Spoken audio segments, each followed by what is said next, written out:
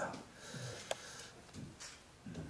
말씀의 감동과 찬양의 은혜가 넘쳐나는 우리 국가주 장기도회 1264회 예배 처음 참석부터 지금 부족한 제가 이 단에 서서 우리 박종철 목사님으로부터 마이크를 넘겨받을 때까지 잔잔한 감동과 하나님을 향한 넘치는 감사함이 충만한 예배입니다. 아멘. 제가 그냥 덕담이나 관행적으로 드린 말씀이 아니고요. 우리 박종천 목사님의 그 짧지만 너무 강한 또 우리의 마음 가운데 많은 깨우침을 주시는 말씀의 감동입니다. 그리고 두 분 유목사님과 우리 자매님 찬양 너무 감사합니다. 하나님께서는 이 귀한 예배를 기뻐 받으시고 아멘. 오늘 이 시대 상황 속에서 우리 한국 교계가 또 부름받은 우리 목사님 또 장로인 저희들 우리 교계 지도자로서 어떤 역할과 사명을 해야 하는가, 또 이 지구촌 마지막 분단 국가인 이 한반도 같은 민족끼리 통일되지 못하고 있는 이 한해 찬 이 DMZ 384를 안고 있는 우리나라에 하나님께서 이스라엘 민족을 해방시키신 하나님께서 일제 36년의 억압 통치하에서 이 민족을 해방시키시더니 어찌하여 또 5년 후에 동족 상장을 이 고난 속에 우리가 있게 되고 해방의 기쁨도 채 가시기 전에 우리는 남북으로 갈려야 했습니다. 25년 전에 이 지구촌에서 그나마 한나라 동병상련 같은 입장에 있던 독일이 이 한해 찬 베를린 장벽을 총 한 방 쏘지 않고 삽과 곡괭이를 가지고 가서 허물어 내리는 모습을 우리는 부러운 눈으로 바라보았습니다. 그리고 그때 우리가 또 하나님께 울부짖었습니다. 하나님, 이 민족에게도 평화와 통일을 축복해 주십시오. 아멘. 하고 우리가 간구했습니다. 그러나 어찌된 일인지, 어찌된 영문인지 하나님은 우리 민족에게 민족이 하나 되고 축복을 더디 하고 계셨습니다. 그러다가 이번에 평창 올림픽 평화 올림픽이 되게 하시고, 그리고 이제 그의 마음 가운데 감동받은 이 모습을 지켜본 지구촌의 마지막 분단 국가인 한반도에 저렇게 평창에서 남북이 단일팀을 만들고 같이 하고 여기 주목받고, 그리고 특사단이 방북하고 또 남북이 같이 지도자들이 만나게 되고, 그래서 이제는 북미회담 또 사자회담, 육자회담을 통해서 이 우리 한해 찬 38선의 장벽이 거치우는 날이 하나님의 뜻이 계셔서 점점 우리에게 축복으로 다가오고 있는 줄로 믿습니다. 아멘.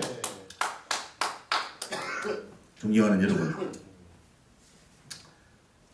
우리는 하나님을 향한 간절한 기도 제목을 가지고 부르짖을 때 하나님은 뜻한 바가 계셔서 우리의 모습을 지켜보시고 그래? 내가 너에게 네가 그렇게 고통스럽냐? 네가 그것이 그렇게 아프냐? 그래, 내가 너를 치유케 하리라. 내가 너를 만져주리라. 아멘. 그래, 너의 민족 그 고통과 한해 찬 그 한숨 소리가, 신음소리가 내 귀에 들리는구나. 이렇게 이제 하나님이 감동될 만한 우리의 행동과 짓거리와 기도와 실천이 우리 마음 가운데 있어야 한다는 거죠. 아멘. 그냥 말로만 이 민족의 평화 통일을 주시옵소서. 우리 한국 교회 연합과 일치를 주시옵소서. 우리 한국 교회가 이 교회가 사회를 걱정해야 할 텐데 사회가 교회를 바라보며 걱정하고 있는 이 모습은 그냥 안 못하지 않냐고 내팽개쳐 버리고 그리고 우리가 사회의 구원을 위해서 기도한다고 할 때 하나님께서 그 모습을 지켜보시고 과연 우리들의 그런 기도를 들어주실까? 근데 이제 제가 제가 섬기는 교단에서 최연소 장로가 돼가지고 30대에 제가 장로가 됐어요.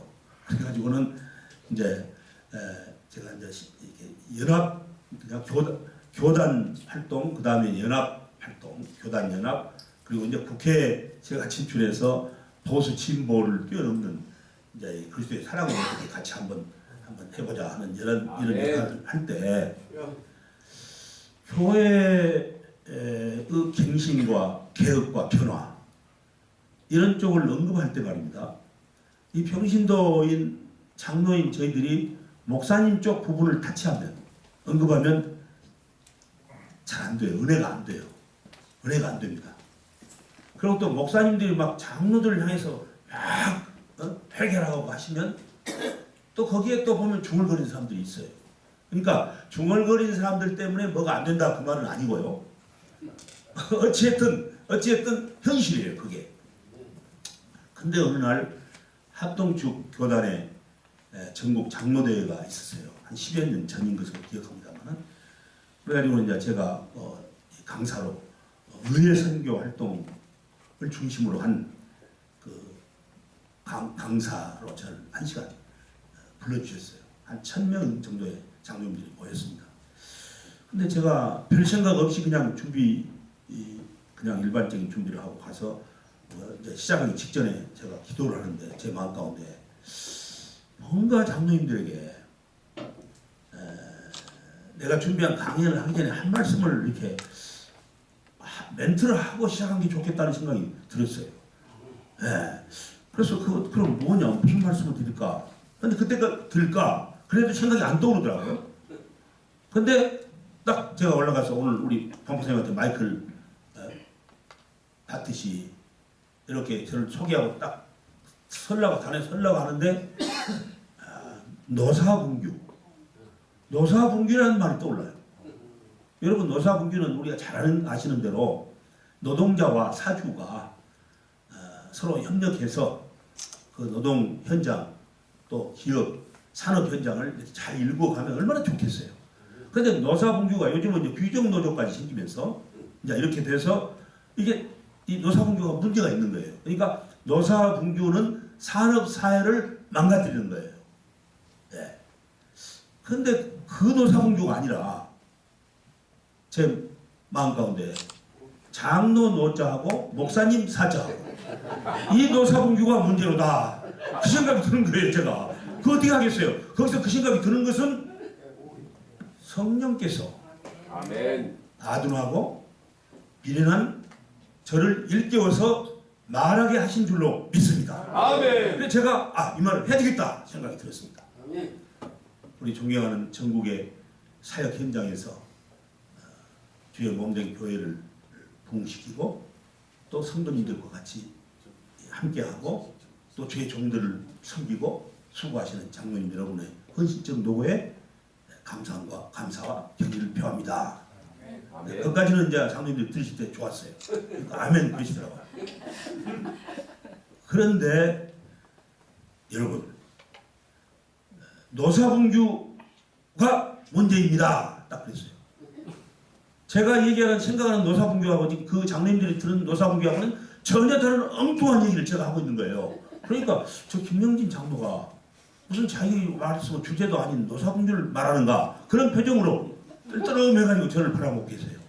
그래서 제가 노사분규 장로 노자 목사님 사자 이 노사분규가 문제입니다. 네, 그렇습니다. 그러면서 제가 이제 설명을 했습니다. 노사분규는 산업사회를 망가뜨립니다. 그런데 제가 지금 말씀드린 노사분규는 하나님의 선교 사역의 현장을 망가뜨립니다. 우리 교회에 자기가 섬기는 교회 당회 목사님과 장로들 우리들이 같이 함께 협력하고 또 섬기고 교회 종에 관한 부분에 대해서 우리가 어떻게 처신해야 되고 하는 이것을 우리가 잘 헤아리는 그런 장로님들 또 저 자신이 되었으면 하는 마음 간절합니다. 그랬더니 제 설명을 듣고는 아멘 하는데 그 소리가 얼마나 커버린지 제가 깜짝 놀랐습니다. 그러고는 제가 이 말을 당부했습니다. 그런데 여러분 어디 가셔서 노사분규라는 예의 제가 주장하는 이 말씀의 용어를 사용하실 때는 반드시 저한테 사전에 전화라도 하시면서 나 지금 여기 와가지고 이 노사분규 얘기를 해야 되겠는데 하면서 하셔야지 무단히 사용하시면 저의 지적 소유권을 여러분이 무단히 사용하기 때문에 법적 최고형에 처하는 수가 있습니다. 그랬더니 또 한 번 장로님들이 일어나서 크게 웃으시더라고요. 여러분 우리는 하나님께 평화를 갈구하고 강구하고 이 민족의 하나됨을 강구하고 또 교회의 성장과 발전을 하나님께 기도합니다. 그때 하나님께서는 그 마음밭을 보십니다. 아, 저 기도가 너무 절실하구나. 아, 정말 내가 더 이상은 참지 말아야 되겠구나. 아, 지구촌에 200여 개가 나라가 있는데 대한민국이 한 나라가 지금도 평화 통일되지 못하고 있는 아, 저 기도는 정말 이제는 때가 됐구나. 아멘. 때가 차고 이르렀구나 하는 하나님의 마음에 드시고 감동할 만한 그런 우리 민족의 변화와 그리고 간절함이 있어야 한다는 거죠. 아멘. 좀 변함된 말씀입니다만은 1998년에 제가 천보사 민족 기도원에 가서 기도하다가 제가 하산하면서 마음 가운데 눈물을 흘리면서 감사를 드리고 내려왔어요. 그게 뭐였냐면 한일 기도구원 연맹을 결성하자는 그 주제를 가지고 제가 기도를 했어요. 그런데 마음에 벅찬 감동이 왔습니다. 제가 한일 의원연맹의 부회장으로 참여해달라는 요청을 받고 한일 의원연맹을 인터넷에서 뽑아가지고 다 봤어요. 김종필, 박태준 이런 선배들이 한일 일본에 있는 국회의원들하고 같이 연맹을 해서 양국 회장을 하고 그랬어요. 근데 그 활동 중에 어디를 봐도 일본의 군사대국화 그리고 이 천황제 또 위안부 할머니 문제 현황 또 강제로 끌어다가 노역시킨 노무자로 해서 이 노예처럼 했던 우리들의 어머니들의 그 한해 찬 고통 이런 문제를 단 한 번도 언급한 일이 없어요. 그리고 이제 만나면은 골프 치고 한잔 하고 그리고 친선만 한일 간에 친선만 국회의원들이 모이면 그게 한 40년간 해왔더라고요. 그래서 제가 그런 말을 했습니다. 우리가 이런 현안의 문제를 비껴가서는 안 되겠습니다. 그러니까 이제는 한일 의원 연맹이 금년도부터는 총회를 할 때 양국의 현안, 한일 간의 현안을 제기하면서 그런 문제를 해결하도록 한번 했으면 좋겠습니다. 아멘. 그랬더니 누구 한 분도 그 얘기에 표정을 보니까 동의한 사람이 없어요. 그래서 제가 하는 수 없이 그 제목을 놓고 기도하다가 천보사 민족기도원에 가서 주님 이 문제를 어찌 했으면 좋겠습니까? 했더니 네가 하라. 네가 왜 남 보고 타다고? 너는 그럼 뭘 했냐 한일간에? 너는 지금 네 아버지가 일본에 그 강제로 끌려가가지고 죽음 가운데서 4년 동안 노무자로 있다가 살아 돌아와가지고 아버지가 너 일본 놈 잊지 마라 했던 그 얘기만 네 마음 가운데 있지? 네가 이 한일 관계를 정말 푸는데 뭔가 생산적이고 또 진단과 처방이라는 차원에서 올곧은 방안을 네가 내는 일이 있냐? 그 괴로움 때문에 제가 할 수 없이 산을 올라가서 하나님께 기도했어요. 그렇습니다. 주님 그렇습니다. 제가 기도하는데 제 아버지 음성이 들려오는 것 같았어요. 내가 내 놈아 내가 너무 일본 놈 잊지 마라 하니까 네가 무슨 한일 기독원 연맹이냐 그런 그 음성이 들려오는 것 같았어요. 그래서 제가 막 고개를 젓습니다. 아닙니다. 우리 아버님은 절대로 그럴 분이 아닙니다. 내가 그렇게 했어요. 그리고 이 한일 간의 문제를 우리가 나서서 한다고 해서 100% 해결되는 건 아니지만 노력을 한번 해야 되겠습니다. 그리고는 제가 이제 아까 소개해 주신 대로 국회 조창기도회 회장을 그때 하고 있었어요. 그래서 제가 우리 임원들 그때는 3당이었습니다. 지금 5당인데 소집해가지고 제안 설명을 했어요. 한일 기독원 연맹을 우리가 결성합시다. 그랬더니 그때 상대당 민정당 어떤 한 분이 나오셔서 마이크를 잡고 그건 안 됩니다. 지금 한일 간에 너무 이 경색되고 우리 국민들이 일본이라고 그러면 그냥 고개를 외면하고 그런데 그건 정치적으로 이룰 것이 없습니다. 선거 때 되면은 그런 것들이 크게 문제가 될 것입니다. 두 번째, 우리는 102명이나 되는데 크리스찬 의원들이 일본은 8명밖에 안 되는데 무슨 동등하게 한일 기독원 연맹입니까? 이 두 가지로 반대를 하시는 거예요. 그러니까 박세직 장로님이 그때 여당이셨어요. 그때 이제 올림픽 조직위원회 위원장을 맡아가지고 성공적으로 올림픽을 마치고 국회에 들어와서 전북부로 들어오셨는데 그분이 그때 거기 앉아 계셨어요.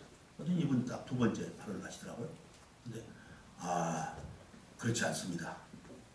나는 김영진 지금 의원님이 한일 기독원 연맹 결성하려고 할 때 내 마음이 뜨거워졌습니다.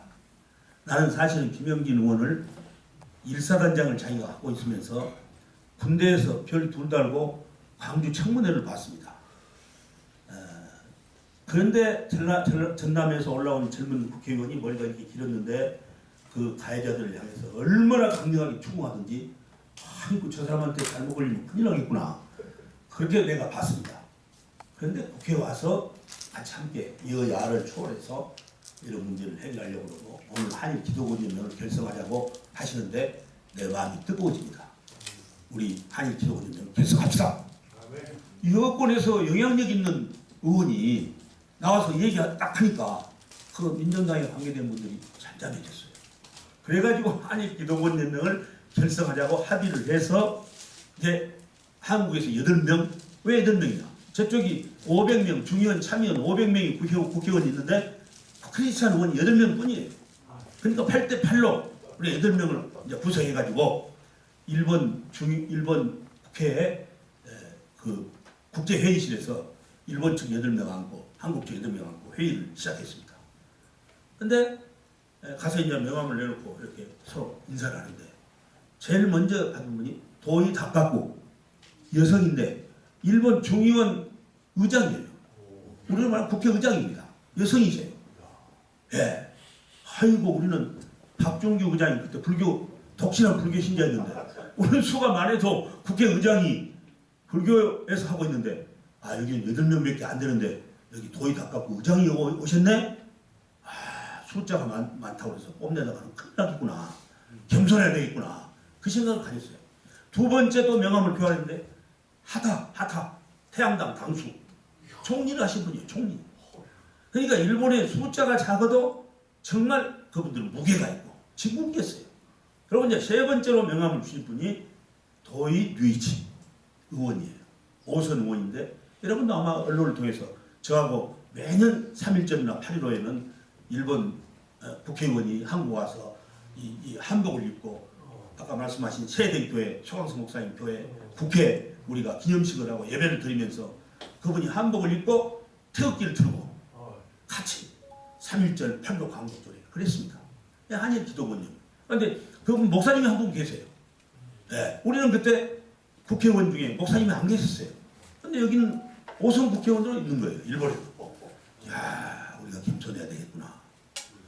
이제 앉아가지고 이제 총회 정관을 통과시키고 양측에 이제 회장을 서로 우리는 8명끼리 모여서 나는 이제 박세지 장로를 추천했어요.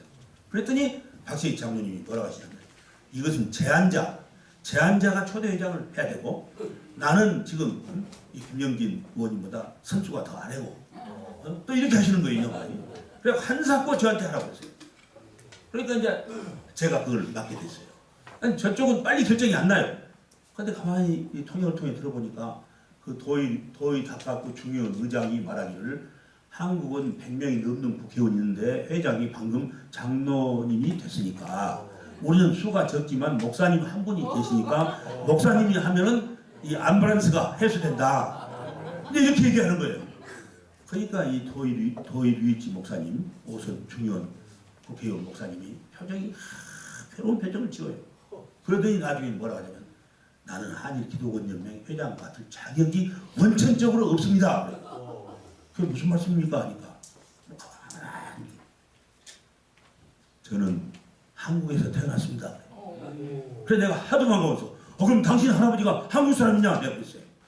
그랬더니 뭐라고 말하냐면 제 아버지는 조선 총독부의 고위 관리로서 자기가 서울에서 태어나가지고 동대문 국민학교를 나와가지고 8살 때 일제가 폐망하거든. 1945년 8.15를 말하는 것 같아요. 폐망해서 중국으로 도망가고 피신했다가 일본으로 와가지고 자기가 잘할 때 고관대장 아들이니까 너는 장착 가서 대법관이 되거라. 너는 헌법 고시 공부를 준비하라. 그래서 계속 일본의 역사를 자기가 구체적으로 공부했는데 일본의 역사는 가해의 역사고 한국과 동아시아에 있어서의 피해의 역사다. 그렇게 말해요. 그 자리에서. 그런데 제가 한일기독원 연맹 참여한 것만 해도 저는 지금 몸이 죄듭니다. 나는 죄인입니다. 우리 일본의 죄, 아버지 어머니가 지은 죄, 제 마음과 피에 흐르고 있습니다. 용서해 주십시오. 그런 거예요. 그래서 제가 그걸 보면서 너무너무 마음에 감동이 돼서요. 나도 이 말을 안 하면 안 되겠구나 하는 생각이 들었습니다. 거기서. 그래서 나도 여러분 앞에서 고백할 것이 있습니다.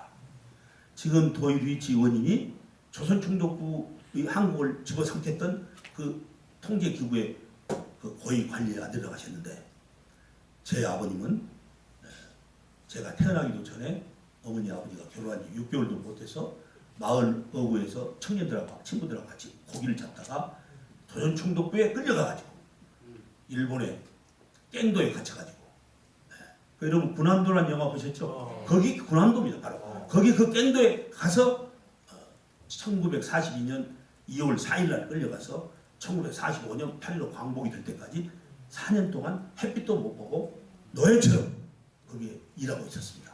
그런데 어느 날 같이 우리 마을에서 간 아버지 친구들이 한 100명이 광부들하고 같이 곡괭이를 이렇게 들고 한 1km를 내려가는데 누군가가 같이 가는 사람 중에 250불짜리 고압선 건드려 버려가지고 그것이 발화되어서 갱도가 내려앉고 그러면 이제 완로 무너져 버렸는데 한 사람 윤재두 씨라는 아버지 친구 한 사람만 살아서 나갔는데 보니까 아버지가 안 보이니까 두 분이 너무 친했는데 미친 듯이 다시 한 2km 내려가가지고 보니까 손이 하나가 이렇게 쭉 늘어져가고 있더랍니다. 그러니까 막 미친 듯이 막 파보니까 그게 뜻밖에도 아버지였습니다.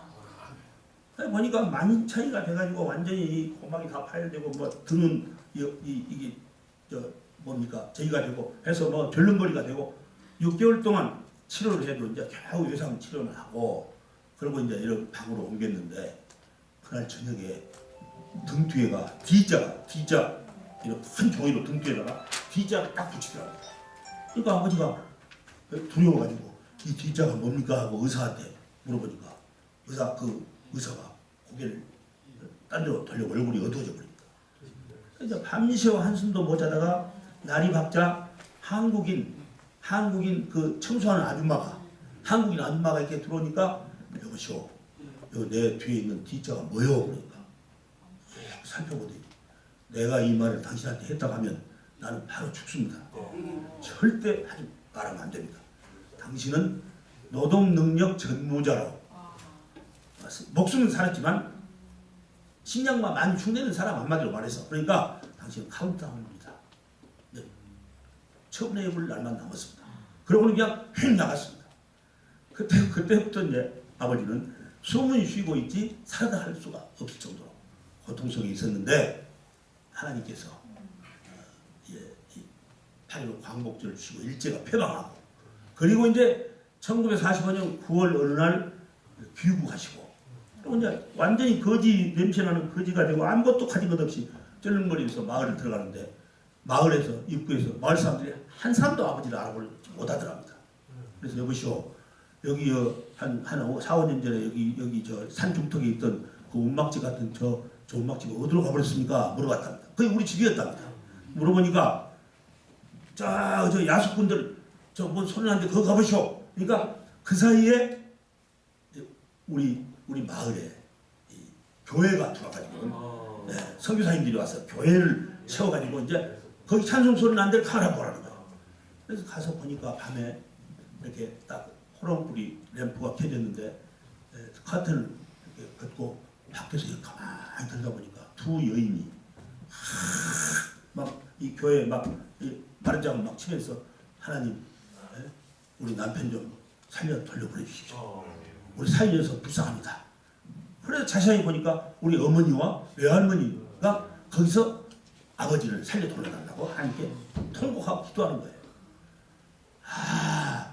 내가 그 갱도에 갇혀가지고 완전히 그냥 죽게 됐었는데 내 친구가 와서 나를 파가지고 들쳐업고 나오게 된 것은 바로 저 기도 때문에 내가 살아 돌아왔구나 하는 걸 아버지가 이제 깨닫게 됩니다. 그래서 무릎을 꿇고 누구랄 것도 없이 본인이 아버지가 하나님하고 이제 그리스도를 주라고 고백하고 그리고 그 이제 개척된 지 한 2개월도 못 된 교회에 초대 나중에는 몇 년 후에 장로가 되시고 어머니가 이제 권사가 되시고 그러고 1946년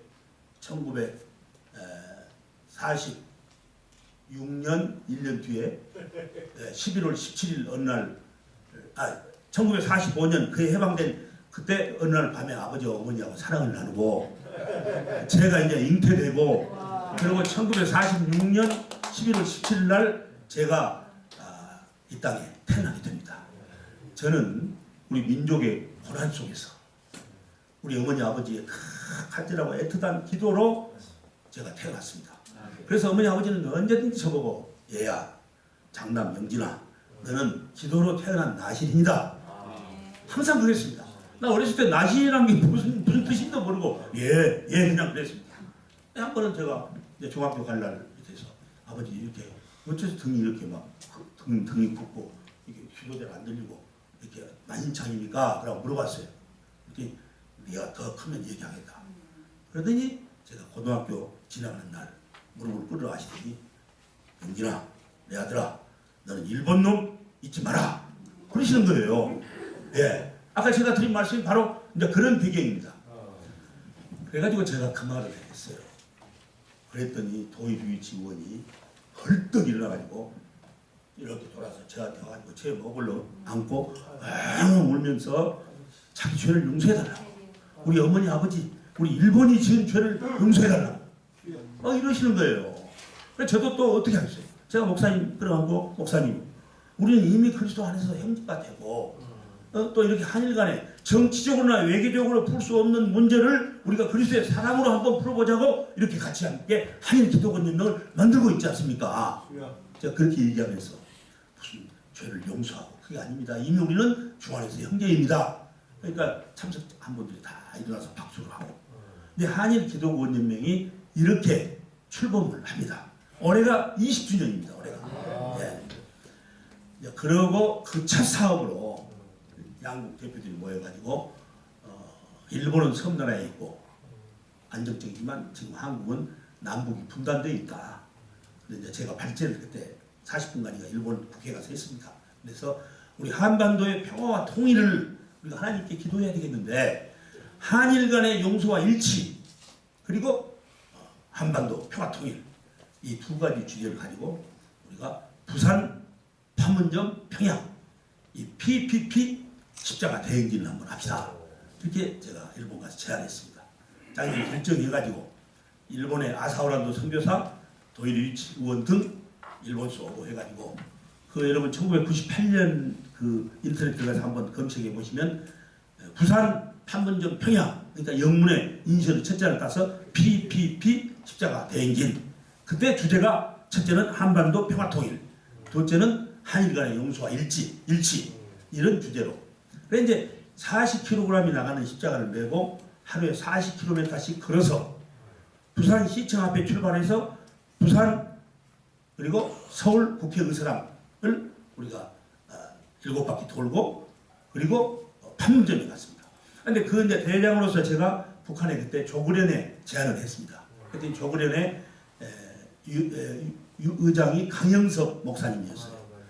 그래서 베이징에서 같이 우리가 서명을 했습니다. PPP. 그런데 그때 여러분 기억나시죠? 그해 98년에 소떼 500마리가 정주영 회장이 소떼를 몰고 트럭을 해서 평양을 갔어요. 그래서 우리는 그때 소떼 500마리가 올라가는데 PPP 십자가 대행진이 이 북한의 조그련 의장하고 강영석 부장하고 사인했고 또 강영석 부장은 더구나 그냥 간단한 사람이 아니고 백두혈통입니다. 여러분 평양이 제2의 예루살렘이라고 그렇게 이 복음이 굉장히 확산될 때였습니다. 됐었습니다. 그런데 그때 강반석 권사님이라고 김정일의 외할머니입니다. 외할머니 강반석 권사가 그러니까 김일성의 외할머니고 김정일의 이제 할머니죠. 그러니까 김정일이 자기 할머니의 무릎에서 성경 찬송과 기도 소리 듣고 자랐다고 그렇게 알려져 있습니다. 그런데 나중에 이 사상적으로 공산주의가 남북과 이 갈륨이 되고 분단이 됨으로써 이제 이렇게 지금 됐지 않습니까? 그러니까 그 강영석 그 의장이 바로 백두혈통이기 때문에 그분이 같이 동의를 했기 때문에 우리는 평양에 갈 수 있다고 하는 확신을 갖고 간 겁니다. 근데 웬일입니까? 판문점에까지 갔는데 약속한 장소에 나오지 않았습니다. 그래서 거기서 우리가 하나님께 통곡하고 기도하면서 매달렸습니다. 그랬더니 뭐 음성으로 뭐 이렇게 들려주시는 아니지만 기도하는데 마음 가운데 너희들이 말로는 평화와 통일을 원한다고 하면서 너희 한국 교회의 모습은 어쩌느냐? 우리 성경 말씀에 너희가 하나 됐느냐? 너희가 지금 보수 진보가 하나 됐느냐? 너희가 한국 교회가 연합과 일치가 전혀 됐느냐 하는 그러니까 너희들이 진심으로 민족 하나됨과 평화 통일을 원한다면 너희가 먼저 하나 되는 이것이 떠올랐습니다. 그래서 우리가 그 자리에서 무릎을 꿇고 하나님께 간절히 우리의 일치와 하나됨을 기도하면서 우리가 거기까지는 못 올라갔지만 그냥 우리가 간 것보다는 백두산에 올라가서 민족의 영산에 가서 하나님 앞에 기도하자 해가지고 그 기도 행진단이 백두산에 올라가서 기도하고 내려왔습니다. 그리고 이제 10년 만에 그런데 그 행진할 때 우리가 무슨 여관이나 호텔에 자지 않고 그 국도변 주변에 교회가 있는 걸 전부 사전에 파악해가지고 그 교회에 가서 자면서 우리가 40일 동안 걸어서 판문점까지 도착했습니다. 그리고 이제 평양을 갈 생각이었는데 못 갔습니다. 근데 그 못 갔다고 해서 포기할 수가 없잖아요. 그래서 이 10년 만에 2007년에 우리가 다시 PPP 십자가 대행진 2차 행진을 한 것입니다. 그리고 이제 올해 2018년 또 10년이 지금 왔는데 이제 이런 하나님께서 이 민족을 사랑하시는 그런 평화적 통일, 복음 통일 우리가 이루어질 수 있도록 하나님께 간절히 기도하면 하나님께서는 이 민족의 참 SOS를 절대로 외면하지 않으실 줄로 믿습니다.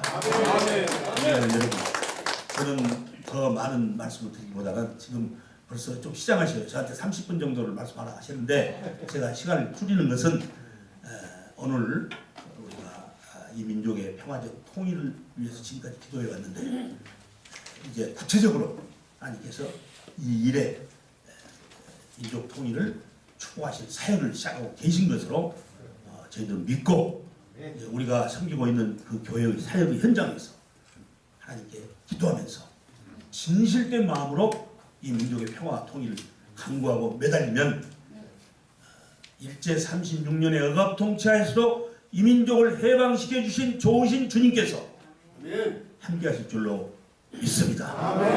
같은 민족끼리 또 동족 상자의 아픔 속에서도 이 민족을 구하여 주신 하나님께서 평화와 통일을 축복하여 주실 줄로 믿습니다. 이 민족의 세 번째 환란인 일제 36년 억압통치, 그 다음에 남북 동족 상잔, 그 고난 속에서 해방시켜 주신 하나님이 세 번째 환란인, 민족 환란인 IMF, 그 IMF 위기가 왔을 때 그 당시 노 대통령이, 국민 여러분, 우리나라가 지금 부도가 날 지경입니다. 금고가 바닥나고 달러가 메마르고 이렇게 해서 국민한테 호소했습니다. 누구나 할 것도 없이, 투할 것도 없이 모든 국민들이 창동을 다 열고 다 자기의 그 애틋한 사연이 깃들어 있는 금모으기 운동을 시작했지 않습니까? 이 모습을 지켜본 세계가 눈이 휘둥그레졌습니다. 저럴 수가 있냐? 그런데 같은 기간에 또 지구촌 175개국에 750만 우리 디아스포라, 우리 한인들이 동국에 달러 보내기 운동을 같이 시작했습니다. 그러니까 국내에서는 금모으기, 해외에서 동포들은 달러 보내기 운동, 이렇게 해가지고 IMF 발표에 의하면 IMF가 났던 그 당시 17개 나라 중에 가장 빠른 시간에 가장 건강하게 IMF가 극복된 나라가 우리의 조국 대한민국이라고 하는 사실입니다. 하나님께서 함께하신 결과인 줄로 믿습니다. 하나님께서는 이 민족을 반드시 축복하여 주실 줄로 믿습니다. 1265회째 하나님께 기도하고 있는 우리 국가조창기도회, 우리 존경하는 박종철 목사님과 이 기도회를 섬기고 계시는 우리 교계 지도자 되신 여러분의 간절하고 애틋한 기도가 하늘전에 상달되어질 줄로 믿습니다. 감사합니다.